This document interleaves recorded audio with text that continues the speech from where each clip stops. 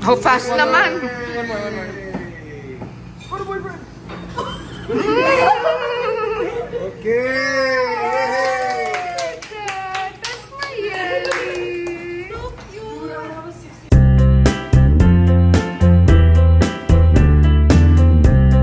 Masayang ipinagdiwang ng megastar Sharon Cuneta ang 19th birthday ng isa sa anak nila ni dating Senador Kiko Pangilinan na si Miel. Nitong nakaraang Sabado, September 2 ay sinelebrate ni Miel ang kanyang kaarawan. Isang simpleng handaan ang pinagsaluhan nilang pamilya kasama ang ilang malalapit na kaibigan ng birthday celebrant.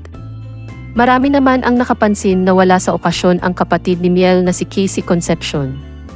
Komento ng ilan, maaring hindi na talaga pa naimbitahan si Casey dahil sa mga sigalot na nangyayari sa pagitan ng ina nito na si megastar at kay Kiko at Kaki Pangilinan.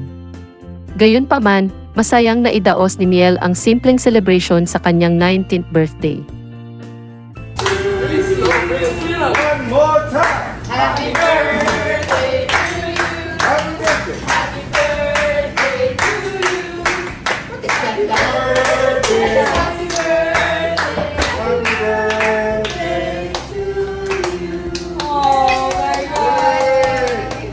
How old are you? Give me a hug! Thank you! Yes! Hold it! How fast naman! One more. What a boyfriend! Okay! That's my Yelly! So cute! Debbie Ryan. She was like, Oh, I'm gonna kiss this guy. Yeah, you got it exactly. That's so cute.